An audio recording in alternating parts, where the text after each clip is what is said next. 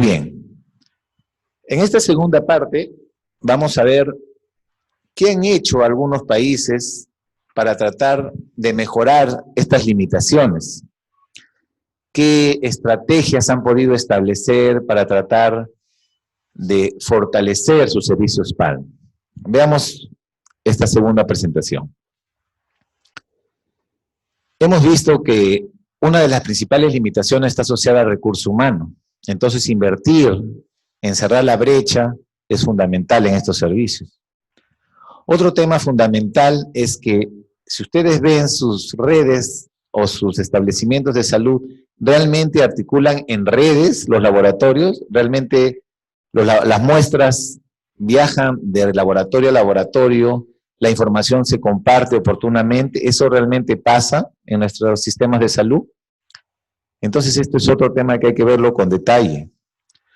Posibles soluciones para aplicar en los servicios, veamos. En lo que es recursos humanos insuficientes, hay tres ejes centrales para tratar de mejorarlo. Uno es incrementar, por ejemplo, la retención de los profesionales en el sector público. Otro es el cambio de roles. Vamos a ver algunos ejemplos. Incrementar oportunidades de capacitación. En esta revisión, ellos encuentran que en muchos países de bajos y medianos ingresos hay una fuga de talentos del sector público al sector privado. Y es que probablemente este movimiento esté asociado a que en sus sectores públicos no hay quizás un estímulo o una motivación que permita que sean o estén presentes en estos servicios y lamentablemente van al sector público, al sector privado. Este estudio, por ejemplo, hecho en Pakistán, en mujeres del sector público, en 1.365 mujeres de diferentes zonas rurales de Pakistán, encontraron de que su sueldo era insatisfactorio, o su salario. Había interferencia política para la toma de decisiones en estos servicios. Había una escasez de medicamentos y escasos suministros, ¿no? Por ese motivo, estas personas renunciaron. Y ellos mencionaron que podrían haber algunas soluciones, como garantizar el desarrollo profesional continuo, mejorar el entorno físico laboral, brindar incentivos financieros al personal, o dar algunas condiciones para los hijos de estas trabajadoras. Otra estrategia para tratar de retener a estos profesionales, por ejemplo, se ha visto con esta institución, TENET.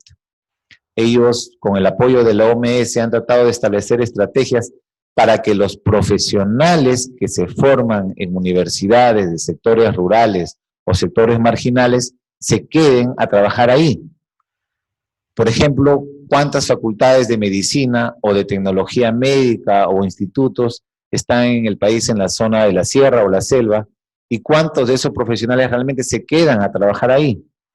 Entonces, por ejemplo, esto en Filipinas, en esta universidad, han logrado que desde el año 1999, más del 80% de sus graduados se queden en esas comunidades marginadas. Entonces, la imagen de los patólogos como especialista es una parte integral del proceso en la toma de decisiones clínicas, ¿no? Esto debe permitir que de repente estudiantes de medicina o estudiantes de otros profesionales de laboratorio clínico vean atractivo, vean se interesen en ser futuros profesionales de los servicios PAN. En esta encuesta que realizó Lancet también a patólogos en todo el mundo, ellos encuentran que 40% calificaron a la tutoría o a la mentoría y capacitación del personal docente como la principal solución para mejorar los servicios PAN. Tener mayor número de tutores o personal docente dentro de los servicios. En estos esfuerzos, muchas organizaciones mundiales también se concentran brindando becas o capacitaciones enfocadas en los profesionales PAN, pero ¿cuántos accedemos a ellas? ¿Cuántos tenemos la suerte de ir a hacer a un fellow o una rotación en alguna de estas instituciones? ¿O cuántos podemos tener la suerte de tener una beca? Obviamente existen muchas limitaciones. Acá, por ejemplo, esta beca Gordon Sidney de la Walspan, ¿no? Trata de promover para médicos patólogos jóvenes, ¿no? Que viajen a otros países, muchos de ellos de altos ingresos, el Reino Unido, para aprender habilidades especiales y después puedan regresar estos becarios a sus países a tratar de contribuir con ese conocimiento aprendido. Acá, por ejemplo, estas son las dos colegas del año 2018 que ganaron esta beca.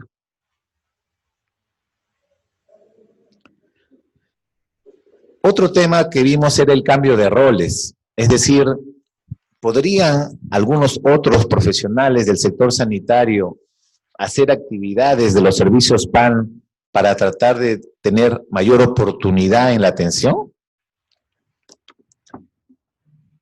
Este es un ejemplo como el Hospital Butaro de Ruanda mandaban muestras constantemente a un hospital, obviamente, que tenía servicios de anatomía patológica, pero la respuesta era muy larga. Entonces ellos capacitaron a 2 técnicos de laboratorio de manera intensiva por 2 meses, donde ellos hacían la inclusión anatomopatológica para el proceso, coloración y demás. Actividad que habitualmente lo hace un anatomopatólogo o un residente, ¿no? En la etapa formativa. De un total de 437 muestras que ellos enviaron, 55 confirmaron el diagnóstico de cáncer. Después este programa ha mejorado, inclusive ahora tienen inmunohistoquímica y también tienen telepatología. Este programa, obviamente que trata de cerrar la brecha para el diagnóstico oportuno del VIH, también fue a África subsahariana, ¿no? Como saben, cerca del 60% de los pacientes con VIH están en África. Entonces, diagnosticar oportunamente para cerrar el ciclo de infección, ver en qué estadio están para ver qué tipo de carga van a recibir es importante.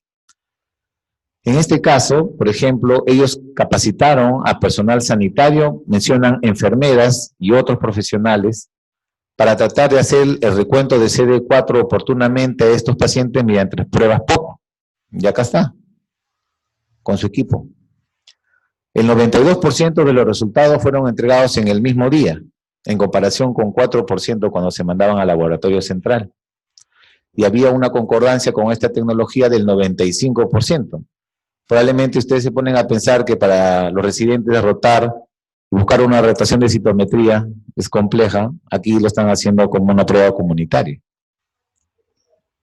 Acá está la tecnología. Ahí está el link para que después puedan acceder y ver.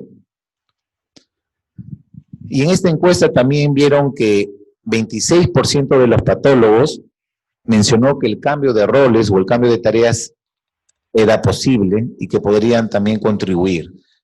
Esto es, o hay que verlo con detalle, en qué zonas podrían implementarse de nuestro país, donde la oportunidad de la atención para un test es muy limitada, ¿no? Y así de repente tener un diagnóstico oportuno. Sobre educación e información insuficientes. 49% de los encuestados también demostraron que tenían un programa de capacitación PAL en su institución, en su establecimiento, ¿no? Y generalmente era basado en enseñanza académica hospitalaria, la experiencia de los colegas en los servicios PAL se transmitía a ellos, ¿no? Sin embargo, estos programas no eran muy frecuentes en laboratorios privados o comerciales. Diferentes estudios también indican, abajo están citados todas esas revistas, que los estudiantes de medicina que se gradúan no entienden lo que implica ser patólogo. Si estudiantes de medicina no conocen qué es ser patólogo, imagínense los pacientes o el ciudadano, ¿no? En la calle, el público en general. El día de hoy estaba encuestando a mis pacientes y les preguntaba qué era un patólogo, y la verdad que ninguno me supo decir que era un patólogo clínico. Y comencé a explicarles qué hacíamos. Entonces hay un desconocimiento, ¿no? Este estudio, por ejemplo, en Tanzania, dice que la percepción pública de los patólogos, que son los doctores de los muertos. Es un tema interesante para comenzar a entender la dimensión de nuestra especialidad o el conocimiento que se tiene. Cuán invisibles somos en el sistema. Exponer a los estudiantes de medicina a los servicios PAL durante años preclínicos. Acuérdense de repente en su etapa formativa el curso de laboratorio, ¿cómo era? Era teórico, era práctico. Acá obviamente recomiendan que sea un aprendizaje experiencial. y quizás así probablemente motivar a ellos para que sean futuros patólogos, ¿no? Es aquí donde el patólogo debe tener un papel más visible en las actividades de las facultades de medicina, tener roles de liderazgo en el diseño de currículos innovadores, actuales, dejar probablemente ya los temas tradicionales, cambiarle, darle otra forma, generar nuevos temas, cambiar eso. Tenemos que comenzar a actualizarnos, ir de la mano con la tecnología, con el futuro de la medicina, ¿no? Ser asesores, directores de cursos, ¿no? Participar en equipos multidisciplinarios para la toma de decisiones es fundamental en la actividad del patólogo hoy en día. Pero ahora ya vienen la tecnología o la vestimenta tecnológica, los wearables, tatuajes digitales, ¿no? Se habla de que en un futuro probablemente todos contemos con dispositivos de este tipo, que van a ver cómo están tus pulsaciones, cuánta actividad física has realizado, tus estados de ánimo, cuánto has dormido, y todo eso se va a probablemente cargar a un software en algún lugar. Si eso se complementaría con tu historia clínica virtual que debería estar en alguna nube, en algún sistema de salud, y aparte tienes tu estudio genómico donde ven qué factores de riesgo tienes para tal enfermedad, imagínense qué resultados saldrían. Y ese futuro no es muy lejano, eso va a suceder, pero tenemos que estar preparados para ello. Otra manera de cómo podríamos mejorar es tratar de armonizar la currícula de repente en la región para tratar de tener patólogos con el mismo perfil de competencias. ¿Y eso en qué contribuiría? Por ejemplo, si hay países que no tienen patólogos, ¿por qué no podrían ir patólogos peruanos a esos países, donde quizás el número que tienen es mucho menor? Por ejemplo, en Malasia, en el año 57, por un tema estrictamente territorial, perdieron 75% de su personal sanitario. 60 años después, en todo ese tiempo, ellos trataron de reconstruir su personal sanitario. Aprobaron en el año 2007 una ley de laboratorios de patología, que impulsara específicamente el tema del laboratorio, con estándares e implementación a nivel nacional. Y desde el 2015 hay más de 500 patólogos, uno por cada 60.000, nosotros tenemos más todavía. Pero estos patólogos pueden ir a esos 5 países a hacer actividades de patología clínica, Sudán, Yemen, Irak y otros. Infraestructura inadecuada. Aquí sí vamos a extendernos un poco, esa parte es bien interesante. Los suministros. ¿Cómo llevan los reactivos, los materiales a nuestro laboratorio? Esta cadena es fundamental para garantizar el proceso de los test, ¿no? ¿Cuán robusta es esa cadena? Debe existir un compromiso de los ministerios de salud. En este caso, nuestro sistema de salud obviamente está fragmentado, está segmentado. En MINSA, en salud, manejan esto de acuerdo a los criterios que establezcan. Deben fortalecerse estas cadenas de suministro, ¿no? Existe en realidad poca investigación publicada al respecto. Es un tema interesante para evaluar este tema, al menos a los médicos residentes. Un trabajo, un proyecto sería interesante. Acá algunos ejemplos, como por ejemplo en Etiopía trataron de armonizar los test, procedimientos de operación y equipos enfocados en el tema de la lucha contra el VIH. Y después que iniciaron un programa de tratar de armonizar todo el proceso logístico de medicamentos, diagnóstico, etcétera, en Etiopía, pudieron tener éxito, ¿no? Y el tiempo de espera, por ejemplo, de los pacientes para los test se redujo de 2 a 3 meses a menos de un día. Solamente con tratar de armonizar estos temas. Igual en Senegal crearon el proyecto Optimizar. Esto, por ejemplo, es un informe del año 2013. Integraron cadenas de suministro en todos sus programas nacionales de salud con un solo sistema integrado, imagínense. Un solo software que pueda hacer el seguimiento de toda la carrera, de todo el tema de suministro, de toda la cadena de suministro a nivel nacional. Y el proyecto logró una disminución del 100% de incidentes de desabastecimiento, de 56 eventos a 0 eventos, por ejemplo. Y ahí tenían un total de 14 regiones médicas, 74 distritos y más de 1.000 establecimientos de salud. Otro tema importante es el mantenimiento de equipos. Por ejemplo, muchos de nuestros hospitales o los laboratorios públicos, los equipos se malogran y estamos esperando que vengan a hacerle el mantenimiento correctivo. ¿Cuánto tiempo se espera?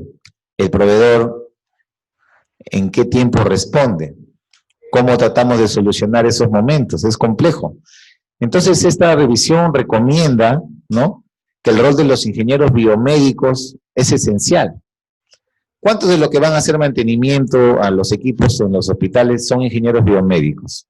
¿Han preguntado? ¿Realmente hay muchos ingenieros biomédicos? Esta es una recomendación, por ejemplo, de la OMS, ¿no? Invertir en escuelas de ingeniería biomédica por parte de los gobiernos en asociación con la industria diagnóstica. Es otro pilar fundamental en la solución de los servicios PAN. Y bueno, ahora la parte de tecnología de la información, que es otro gran problema. Lancet dice que es imposible imaginar hoy en día un laboratorio sin un software de laboratorio, o lo que nosotros conocemos como LIS, o Sistema de Información de Laboratorio. Ellos dicen que es imposible imaginar. Bueno, yo trabajo aquí en el Hospital Angamos, en Miraflores, y lamentablemente no tengo un LIS. Solamente lo tengo en inmunología. Y como ustedes saben, en el sector público esto es muy complejo porque está de la mano con los procesos de licitación. ¿Cómo garantizaríamos que todos los laboratorios en nuestro país tengan un solo LIS, por ejemplo? Sería fabuloso. Todos los resultados conectados en todo el Perú, de norte a sur. Me acuerdo que una paciente mandó un reclamo por Defensoría del Asegurado, que estuvo por Miraflores de vacaciones en Lima, se hizo un urocultivo, regresó a Tacna, y en Tacna reclama su resultado de urocultivo. Y obviamente, en el caso de la Seguridad Social, hasta este momento, seguimos siendo islas informáticas. Entonces, de Tacna hizo su reclamo, yo tuve que mandarle escaneado su resultado de urocultivo hasta esa ciudad. Y es imposible imaginar que nuestro sector sanitario no converse informáticamente. Es una gran limitación, una gran barrera. ¿Cuánto contribuiría a que todos los laboratorios tengan un sistema informático? Y peor aún, yo, por ejemplo, trato de hacer todo lo posible por fortalecer mi control de calidad.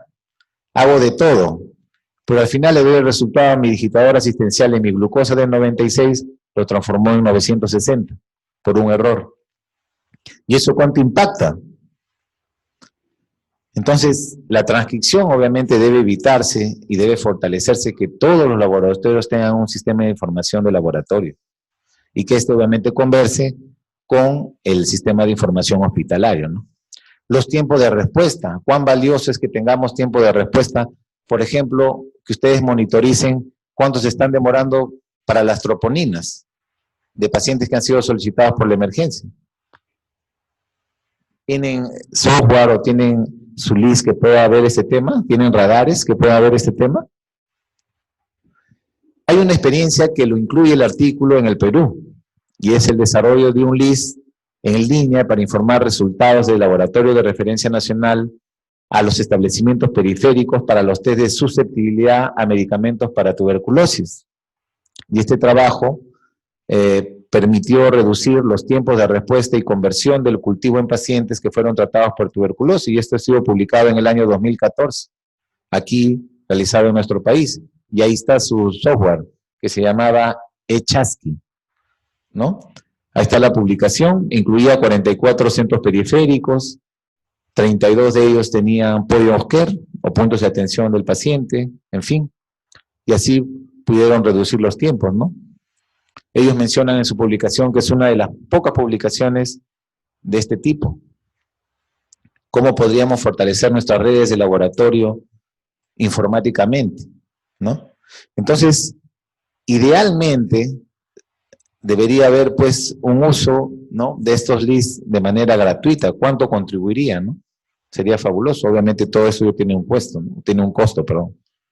Que tengamos un LIS mundial de código abierto sería fabuloso, con lenguaje LOIN, con protocolo 7, ¿no? SNOMED, código CPT, etcétera. Telepatología. Esta parte está más enfocada a la anatomía patológica. En China, por ejemplo, un servicio de telepatología se ha desarrollado para respaldar los diagnósticos de cáncer, vinculando establecimientos de salud con cerca de 80 expertos nacionales. Arriba están los 3 establecimientos pilares y abajo están todos los otros establecimientos que participan. Después de 2 años de lanzar este proyecto, brindaron más de 16,000 consultas y 87% tuvo un tiempo de respuesta dentro de las 48 horas. Estamos hablando de patología, de anatomía patológica.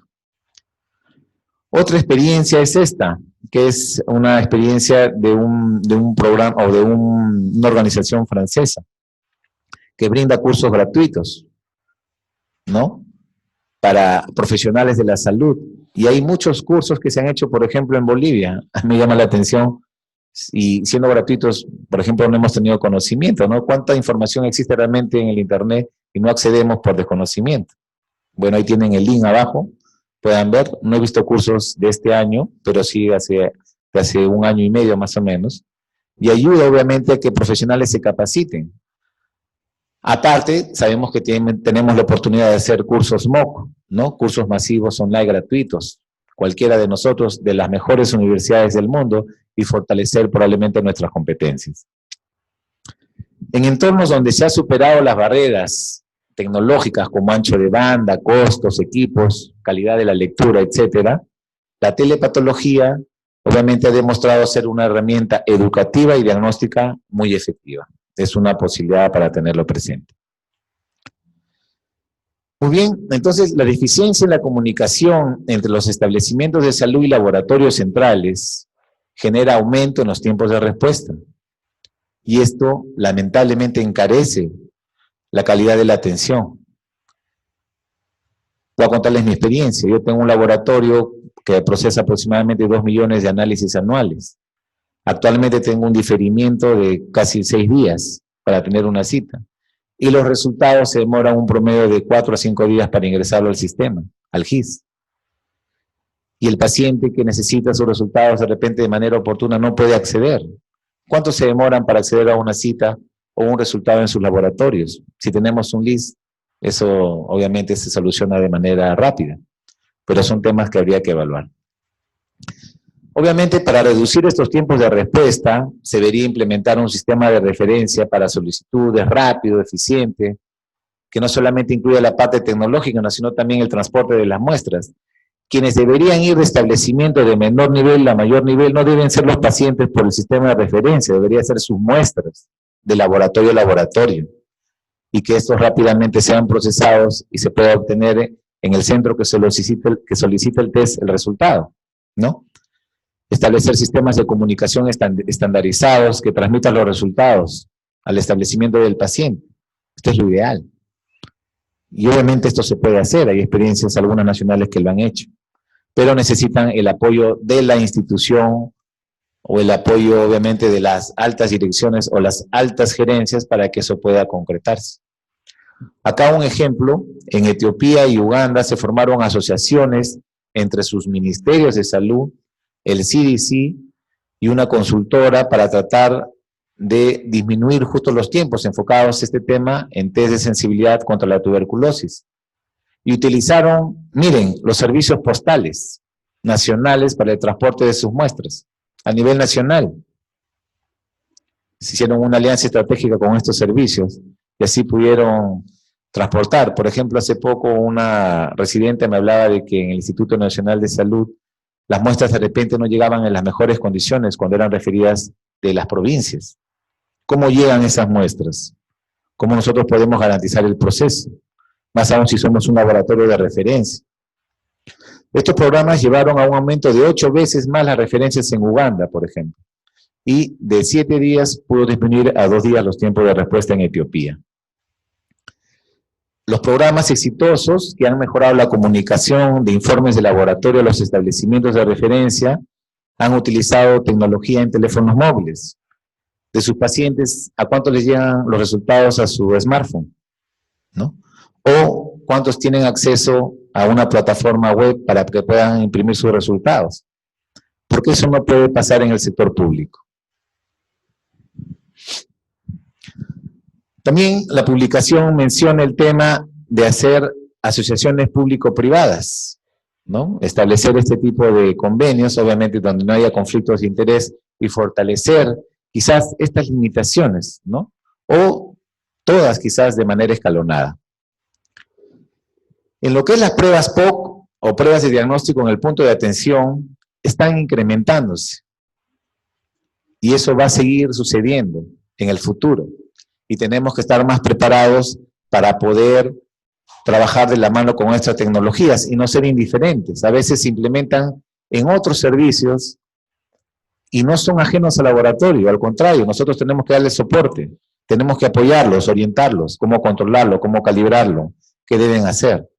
Y no debemos dejarlos por ahí, estos equipos, porque se están dando diagnósticos, se están dando intervenciones. Acá en esta publicación se ven los diferentes tipos de tecnología POC en la casa, en hospitales, en establecimientos de atención primaria, en fin, de acuerdo a su complejidad. Acá y encima, hoy en día estas tecnologías están utilizando biología molecular, están ampliando el ácido nucleico, por ejemplo, SANDA para el diagnóstico de carga viral, pruebas para el diagnóstico de Plasmodium falciparum por biología molecular, el EXPER, que ya lo conocemos y que, por ejemplo, recién la Seguridad Social ha creado ya especificaciones técnicas para adquirirlo a través del IECSI. O biología molecular, por ejemplo, para los programas de papiloma, para cáncer de cuello uterino. Estas tecnologías, obviamente, ayudan a fortalecer algunas deficiencias, como por ejemplo el abastecimiento oportuno de nuestros test tradicionales, ¿no? O limitaciones de infraestructura, porque son obviamente tecnologías mucho más simples. Otra ventaja de estas tecnologías es el tiempo en el que emiten sus resultados. Por ejemplo, marcadores cardíacos en la emergencia, que se utilizó por mucho tiempo, quizás no de la manera correcta en el salud. Hasta que vayan al laboratorio central va a tomar un tiempo. Si son pruebas POC, de repente podemos hacer una intervención más rápida. Más aún en pacientes, por ejemplo, que no tienen alteración electrocardiográfica. O todavía no contamos con troponina altamente sensible. Y también se están ya formando estas pruebas POC para diagnóstico de múltiples enfermedades. Ya se están haciendo plataformas POC para el diagnóstico. Inclusive hay equipos POC multiparámetros para múltiples diagnósticos. Sin embargo, todavía estas tecnologías no conversan, por ejemplo, con nuestros sistemas informáticos. Por ejemplo, acá en esta implementación, todavía ha sido un poco complejo que articulen con los sistemas de información de la atención médica, ¿no? Esto ha sido básicamente en África. Y también los tiempos, a pesar de que se les hizo oportunamente, no han mejorado en la cobertura del antibiótico. Se demoraron probablemente, el tratamiento antifímico, hubo una demora. Entonces todavía, si fortalecemos la tecnología con estas tecnologías, con esta tecnología POC, también tenemos que preocuparnos por fortalecer los otros componentes en el caso del laboratorio, ¿no? Y obviamente, y lo que mencionaba es que estas tecnologías deben de contar con programas de control de calidad, y ahí los patólogos o los servicios PAL no debemos ser ajenos, no debemos ser indiferentes, debemos de preocuparnos cómo están estos equipos, ¿no? Preocuparnos del entrenamiento del personal y el mantenimiento de los mismos. Muy bien. Ahora entremos a una parte tan importante como es el tema de calidad, estándares y acreditación. El proceso total del test ya lo conocemos todos nosotros. Tradicionalmente eran 3 procesos bien definidos y hoy en día se dice que son 5, pero todos complejos, desde la pre-pre hasta la post-post, ¿no? Y en cada uno de esos componentes nosotros tenemos que preocuparnos. Entonces el proceso en este ciclo cerebro-cerebro, ya visto hace muchos años, tenemos que ponerle mucha atención. Entonces en esta complejidad tenemos que estandarizar nuestro trabajo, ¿no? Y para eso, como todos sabemos, existe una norma ISO específica para el laboratorio clínico, que es la ISO 15189, y que hay una norma técnica peruana a través del INACAL, a la cual ustedes pueden acceder, traducida, o mejor dicho, en su versión 2014. Entonces, asegurar una alta calidad en todas las fases requiere estándares y directrices internas. La validación de los procesos se realiza mediante la participación de programas, por ejemplo, de acreditación. Entonces, podemos ver o podemos hacer la primera reflexión. ¿Cuántos laboratorios del sector público están acreditados bajo esta norma? ¿Cuán robusta es actualmente nuestra norma, la 072, que permite ver la dimensión, en la dimensión que necesitamos las UPCS de patología clínica? Los ministerios de salud deben ser conscientes de que la acreditación no es un gasto único, sino que obviamente hay que establecer toda una programación. Francia, por ejemplo, ellos establecieron ya hace varios años que para el 2020 el 100% de sus laboratorios públicos y privados deben estar acreditados. Es un tema a debatir. Los programas de acreditación internacional obviamente tienen un gasto, y a menudo este gasto no está accesible para los países de bajos y medianos ingresos. ¿Cuánto costaría aquí en nuestro país? En nuestro caso, Perú tiene al INACAL, que es el ente responsable de la acreditación de laboratorios. Hay países que no tienen entes acreditadores, por lo tanto tienen que ver la posibilidad de buscar un ente internacional o una institución internacional que los acredite. ¿Cuántos laboratorios acreditados por INACAL tenemos en el Perú? Aquí en Malasia, por ejemplo, el Plan Nacional de Acreditación lo lanzaron en el 2014. Y ellos lucharon mucho con este tema y tienen unas guías muy prácticas, muy sucintas, muy resumidas, de fácil aplicación, disponibles en la web. Y ellos implementaron este tema gracias al liderazgo de los patólogos, ¿no?, comprometidos en este tema. Y tienen obviamente su ente acreditador en Malasia. Acá, por ejemplo, hay diferentes organizaciones que pueden hacer acreditación, en este caso internacional, pero en el Perú contamos con un ente acreditador que es el INACAL, ¿ya? Considerando que estos programas nacionales de acreditación no están disponibles de repente en todos los países, en el caso nuestro tenemos la fortuna de que sí tenemos, tendrían que desarrollarse acuerdos internacionales, por ejemplo, con otras organizaciones, para que el Estado de una u otra manera pueda apoyar en este proceso o en este proyecto ambicioso. Entonces, existen propuestas de trabajo en los servicios PAL, ¿no? Y hay modelos que han demostrado tener cierto éxito, donde todo lo que hemos hablado tratan de articularlo, ¿ya? Acá, por ejemplo, hay una publicación en la cual más o menos ellos trataron de aplicar este modelo y ellos lanzan esta propuesta, que básicamente dividen por niveles, que en nuestro caso sería, digamos, por la categorización de nuestros establecimientos. Cómo el Ministerio o de Salud tratan de articular, de acuerdo a sus niveles, sus establecimientos, ¿no? Obviamente tenemos el 1, el 2 y el 3. En base a la complejidad, ellos ponen 4 niveles, por ejemplo, y comienzan a definir de acuerdo a la producción de test, de acuerdo al tipo de test, ¿no? Cómo se va haciendo complejo al nivel 4, ¿no? Tanto como la fuerza laboral, la fuerza, procedimientos que van a ser quirúrgicos en esos establecimientos, en fin. Esto ya lo pueden ver más a detalle, pero ellos establecen que se debe trabajar sobre una red integrada de laboratorios de 4 niveles. Probablemente nuestro sería de 3 niveles. Digo probablemente, eso dependería de otros factores. Igual acá de la perspectiva de infraestructura, de la perspectiva de salud pública y vigilancia epidemiológica, calidad, normas y certificación. Por ejemplo, ellos hablan que en el nivel 3, la acreditación nacional o internacional debe ser con la ISO 15189 u otro programa de acreditación, ¿no? Y así. Financiamiento, también es otro tema interesante que lo vamos a ver después. Otro tema importante es que esta red debe conversar de manera integrada, ¿no? De forma escalonada, cómo viajan las muestras, no viajan los pacientes, ¿no? Y cómo los pacientes pueden obtener probablemente sus resultados dependiendo del nivel que se encuentren.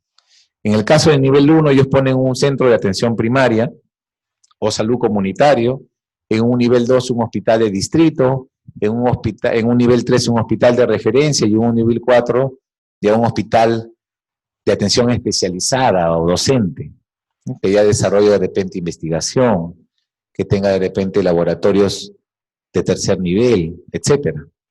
Entonces, este enfoque,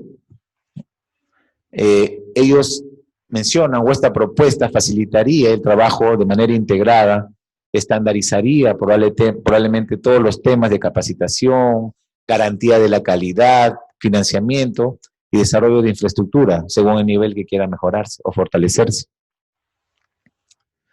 Entonces, estos modelos ya han sido adaptados. Por ejemplo, acá hay dos experiencias, ¿no? PEPFAR y otra que estudió linfoma, donde trataron de ver con éxito la implementación de estos programas. Entonces es crucial no demorarnos, las barreras y los problemas solo aumentarán con el tiempo. Existe una insuficiente conciencia de estos problemas. La idea de hacer esta presentación o hacer esta conferencia es justo para transmitir y comenzar a tomar conciencia de toda esta problemática, ¿no? Implementar acciones nacionales o internacionales va a requerir un gran esfuerzo de parte de los servicios PAN.